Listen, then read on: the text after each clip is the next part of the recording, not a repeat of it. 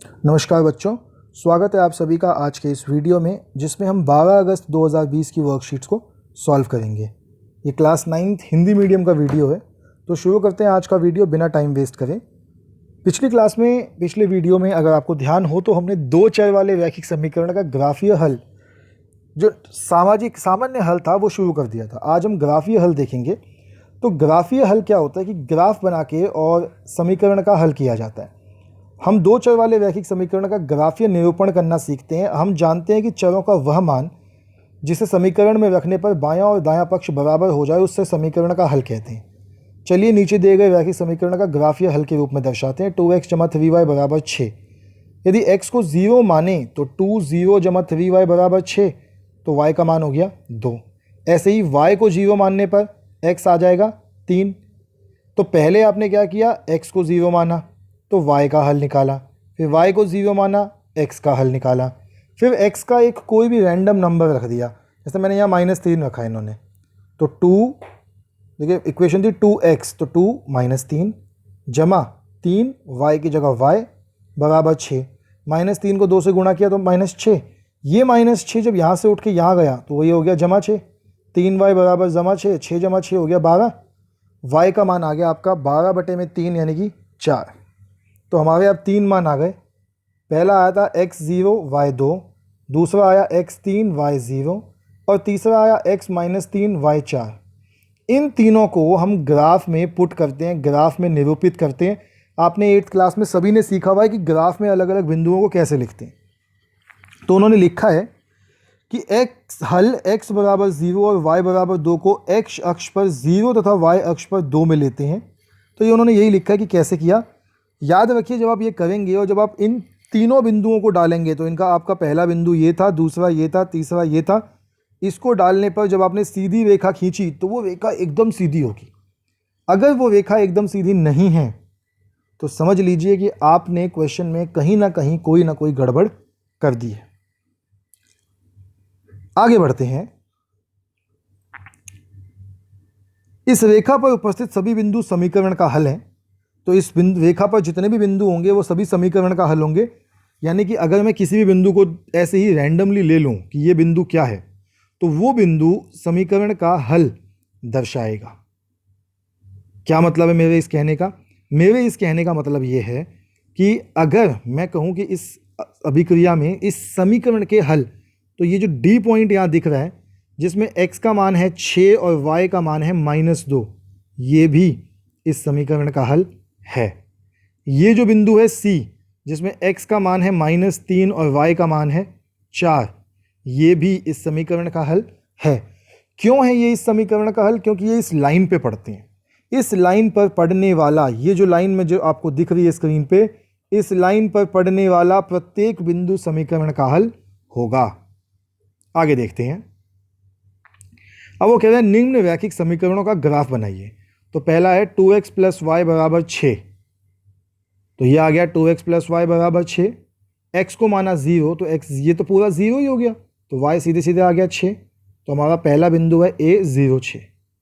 फिर मैंने y को 0 माना, y 0 हो गया तो आ गया 2x बराबर 6, और 2x बराबर 6 तो x का मान आ गया 6/2 यानी कि 3।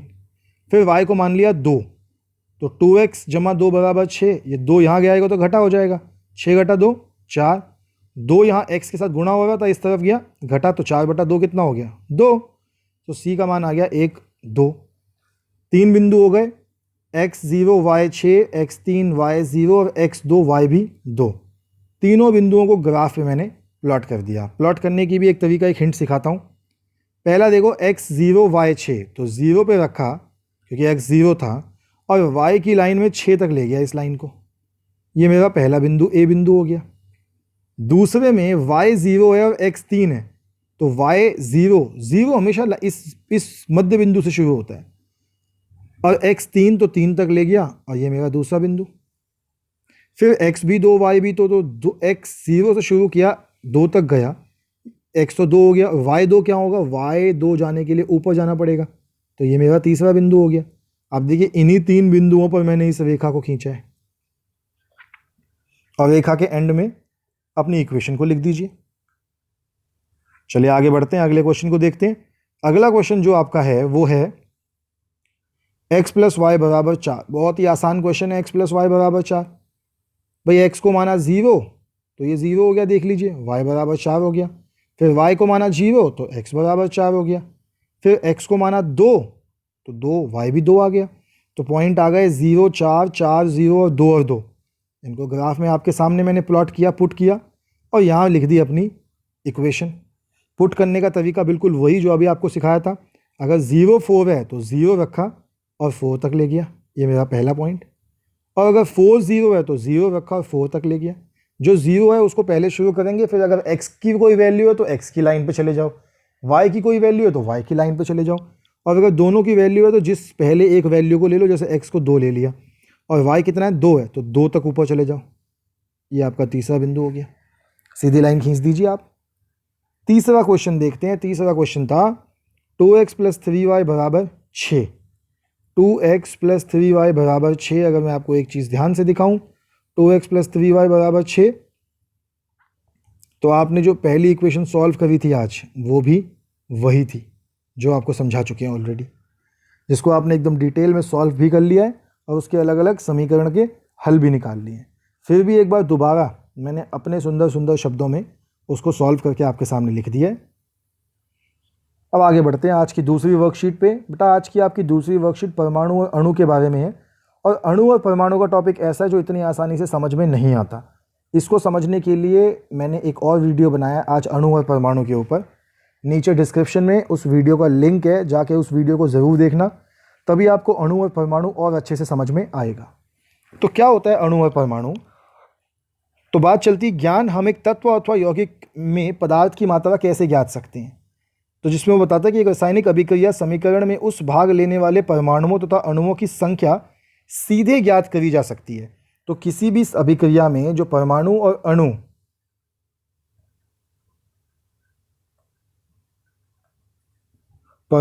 अणु की संख्या को सीधे ज्ञात कर सकते हैं। इसलिए पदार्थ की मात्राओं का ज्ञान भी उनके परमाणुओं और अणुओं की संख्या के आधार पर किया जाता है। इसके लिए मोल नामक एसआई इकाई प्रस्तावित की गई। एक मोल 6.022 इंटू 10⁻23 तत्विक अणु होते हैं। यह संख्या एवोगैड्रो स्थिरांक कहलाती है। किसी एक परमाणु, एक अणु, एक आयन अथवा अणुओं के एक मोल की मात्रा जो ग्राम में उसके परमाणु द्रव्यमान के बराबर होती है।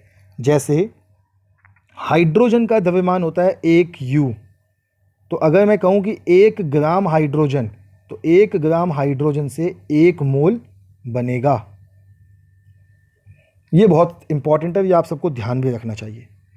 दूसरी चीज़, 1 मोल हाइड्रोजन में हाइड्रोजन के 6.022 इंटू 10⁻23 परमाणु होते हैं, जिनका द्रव्यमान 1 U अथवा 1 ग्राम होता है।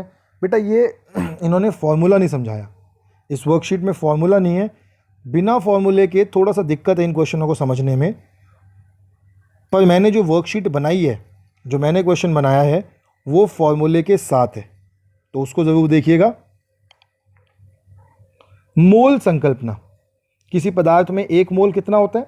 6 गुणा 6.022 इंटू 10⁻23 कण। 1 मोल में इतने कण होते हैं। इन कणों को आप परमाणु भी कह सकते हैं, आप इनको अणु भी कह सकते हैं, आप इनको आयन भी कह सकते हैं। किसी पदार्थ के 1 मोल का द्रव्यमान सदैव निश्चित होता है। किसी पदार्थ के 1 मोल के द्रव्यमान उसके सापेक्ष परमाणु और अणु द्रव्यमान के बराबर होता है। 1 मोल परमाणुओं का द्रव्यमान उसके ग्राम में तोलित परमाणु द्रव्यमान के बराबर होगा। 1 मोल ऑक्सीजन में ऑक्सीजन के इतने अणु होते हैं जिनका द्रव्यमान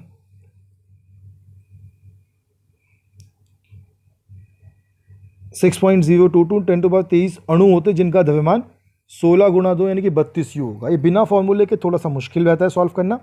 मैंने जो वीडियो बनाया उसमें फॉर्मूला यूज़ किया है, फॉर्मूला सिखाया है, उसको ज़रूर देखो। उदाहरण है 8 ग्राम हीलियम में परमाणुओं की संख्या। तो कैसे निकाल सकते हैं? हमने हीलियम का परमाणु द्रव्यमान देखा 4 U है, तो 1 मोल हीलियम 4 ग्राम, तो 1 मोल हीलियम में इतने परमाणु होते हैं, यानी कि 4 ग्राम में इतने परमाणु होते हैं। तो 8 ग्राम में कितने होंगे? इसको 2 से गुणा कर दिया, फॉर्मूले से भी कर सकते हैं। 0.5 मोल N2 गैस का द्रव्यमान कितना होगा? तो हमने कहा नाइट्रोजन गैस का द्रव्यमान होता है 14, तो गैस का कितना होगा? 14 दूनी 28। 1 मोल में 28 ग्राम होते हैं, और 1 मोल में 28 ग्राम है, तो आधे मोल में कितना होगा? 14 ग्राम। अब देखिए मैंने कैसे सॉल्व किया, फॉर्मूला लगा के। 1 मोल की परिभाषा लिखिए, तो परिभाषा तो बहुत सरल है, ये आ गया आपका 1 मोल किसी एक परमाणु, अणु और आयन अथवा कणों के उस मात्रा को कहते हैं जो ग्राम में उसके परमाणु अणु द्रव्यमान के बराबर होता है। एग्जाम्पल मैंने आपको बताया था। दूसरा बोला है कि एवोगैड्रो स्थिरांक की मात्रा क्या विभिन्न पदार्थों के लिए भिन्न हो सकती है? बेटा स्थिरांक लिखा है, अगर वो स्थिरांक है तो वो नहीं हो सकती, नहीं वह स्थिरांक है, स्थिरांक की मात्रा कैसे अलग अलग होगी?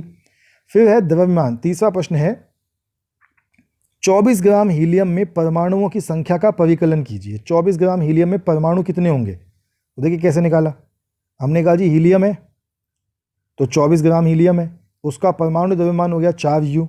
मोल हो जाता है दिया गया मान बटे में परमाणु द्रव्यमान, तो दिया गया मान 24 बटे में परमाणु द्रव्यमान 4, आंसर आ गया 6, तो 6 मोल। अब मोल आपको दिया है, मोल का दूसरा सूत्र भी होता है जो कि होता है अणु या परमाणुओं की संख्या बटे में 6.022 10 to the power 23। तो ये क्रॉस मल्टीप्लाई हो गया क्योंकि मोल की संख्या आप ऑलरेडी निकाल चुके हो। तो 6 गुणा 6.022 आया था 36.132 गुणा 10 की पावर 23 परमाणु। ये आपके तीसरे प्रश्न का उत्तर है। चौथा प्रश्न है कि 0.5 मोल नाइट्रोजन परमाणुओं का द्रव्यमान कितना होगा? तो हमने कहा जी कितना होगा निकाल लेते हैं।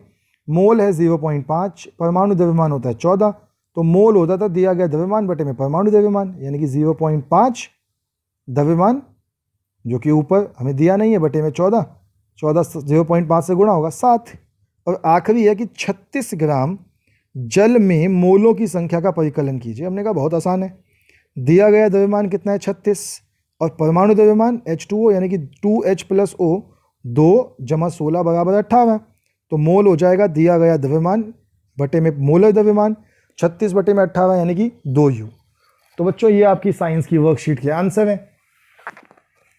फिर बता रहा हूँ आपको, नीचे डिस्क्रिप्शन में एक और वीडियो का लिंक दिया है मैंने, जिसमें मैंने पूरी मोल परिघटना जो होती है, जो पूरा मोल कॉन्सेप्ट है वो समझाया है। देखिए तभी आपको आज का वीडियो अच्छे से समझ में आएगा, आज की वर्कशीट समझ में आएगी। आगे देखते हैं। शिक्षा निदेशालय की अगली वर्कशीट जो आपको मिली है वो है हिंदी की, और आज की वर्कशीट रसखान जी के ऊपर है। रसखान जी का जन्म 1548 में ऐसा हुआ था, ऐसा माना जाता है। उनका मूल नाम सैयद इब्राहिम था और वे दिल्ली के आसपास रहने वाले थे। कृष्ण भक्ति से उन्हें ऐसा मुग्ध किया कि गोस्वामी विट्ठल नाथ से दीक्षा ली। ऑल्दो बेटा रसखान जी मुस्लिम थे, लेकिन फिर भी उन्हें कृष्ण भक्ति में बहुत रस मिला। ब्रिजभूमि में जा बसे। सन 1628 में लगभग उनकी मृत्यु हुई। प्रस्तुत सवैये में रसखान जी ने कृष्ण और कृष्ण भूमि के प्रति अपना समर्पण भाव व्यक्त किया है। तो वो लिखते हैं, मानुष हो तो वही रस खानी बसो, ब्रिज गोकुल गांव के ग्वारन, जो पशु सो हो कहो बस मेरो चंदो चरो, नित नंद की धनी धेनु मंझारन, पाहन हो तो वही गिरी को, जो कियो हरिछत्र पुरंदर धारन, जो खग हो तो बसेरो करो, मिली कलिंदी कूल कंदब की डारन। तो वो अपने आप को कह रहे हैं कि वो मनुष्य हों अगले जन्म में तो गोकुल के गांव के हों। देखिए ना, मानुष हो तो गोकुल के गांव के हों, पशु हो तो नंद के ग्वाले बने, गाय बने, पाहन हो तो वो पत्थर हो, तो गिरी वह गिरी यानी कि उस पहाड़ के बने, कियो छरिछत्र पुरंदर धारण जिसको कृष्ण ने अपनी उंगली पे धारण किया, और जो खग हों मतलब पक्षी हों तो बसेरो करो, मिली कलिंदी कूल मतलब यमुना नदी के किनारे मेरा बसेरा हो। तो वो कहते हैं कि प्रस्तुत पद में रसखान जी ईश्वर से प्रार्थना करते हैं कि यदि अगले जन्म में मुझे मनुष्य जीवन मिला तो ब्रज के गोकुल गांव में ग्वाले के रूप में मेरा जन्म हो। यदि मेरा पशु रूप में जन्म हो तो ईश्वर मैं आपसे विनती करता हूँ कि मुझे मेरा जन्म नंद की गायों के बीच में देना, अर्थात मुझे नंद की गायों के साथ चरने का मौका मिल सके, जिसे श्री कृष्ण चराया करते थे। और अगर आप मुझे पत्थर बनाते हैं तो मुझे उसे गोवर्धन पर्वत का पत्थर बनाना, जिसे श्री कृष्ण ने अपनी उंगली से उठाया था और इंद्रदेव की बारिश से गोकुलवासियों को बचाकर उनका घमंड तोड़ा था। अंत में कवि कहते हैं कि अगर मेरा जन्म पक्षी के रूप में हो तो मेरा बसेरा यमुना नदी के किनारे कंदब के पेड़ पर करना, जिसके नीचे श्री कृष्ण बांसुरी बजाते थे। तो पहला प्रश्न है कि ब्रजभूमि के प्रति कवि का प्रेम किन किन रूपों में व्यक्त हुआ। तो कवि को ब्रजभूमि से गहरा प्रेम है। वे इस जन्म में नहीं, अगले जन्म में भी ब्रजभूमि के वासी बने रहना चाहते हैं। ईश्वर अगले जन्म में भी उसे ग्वाला बनाए, गाय बनाए, पक्षी बनाए या पत्थर बनाए, वे हर हाल में ब्रजभूमि में रहना चाहते हैं। वे ब्रजभूमि के वन, बाग, सरोवर और करील कुजों पर अपना सर्वस्व न्यौछावर करने के लिए भी तैयार हैं। आगे देखिए बच्चों, अगला प्रश्न है कि इस सवैये को पढ़कर अपने निम्नलिखित शब्दों का अर्थ समझ आए, उनके अर्थों को लिखिए जो इनका अर्थ है। तो लिख लिया है, पशु का अर्थ है पशु, मानुष का मनुष्य, ग्वारन का ग्वाला, धेनु का गाय, कामधेनु कहते हैं ना, कामधेनु गाय, पाहन का पत्थर, खग का मतलब पक्षी, कालिंदी मतलब यमुना, कालिंदी कुंज मतलब यमुना का किनारा, कंदब, कंदब का पेड़ होता है जो यमुना के किनारे होता है। तो ये लिख लेंगे, आप लिख लीजिए फटाफट इनको, फिर आखिरी प्रश्न को डिस्कस करते हैं। अगला प्रश्न है कि प्रस्तुत खवैया में रसगान जी ब्रजभूमि के प्रति अपना प्रेम अभिव्यक्ति किए, इस प्रकार आप अपनी मातृभूमि के प्रति अपने विचार लिखिए। तो मुझे अपनी मातृभूमि से प्यार है, हम इसकी धूल में खेलकर, अब इसका अन्न जल पीकर बड़े हुए हैं, अतः हमारा भी फर्ज बनता है कि हम अपनी मातृभूमि का कर्ज अदा करें। इसलिए जब भी मौका मिलेगा तब मैं अपनी मातृभूमि के लिए अपना त्याग करने के लिए तैयार रहूँगा। मैं ऐसा कोई कार्य नहीं करूँगा जिससे मेरी मातृभूमि का सिर नीचा हो। जहाँ तक संभव होगा मैं अपनी मातृभूमि के उत्थान के लिए प्रयास करूँगा। तो बच्चों, आज की आपकी तीनों वर्कशीट कंप्लीट हो गई हैं। हम आपसे फिर कल मिलेंगे कल की वर्कशीट्स के लिए, मतलब कल की वर्कशीट्स के साथ। तब तक के लिए स्टे हेल्दी, स्टे सेफ। एक चीज़ और, साइंस की वर्कशीट ज़रूर देखना जो आज नंबर ऑफ मोल के लिए अपलोड करी है।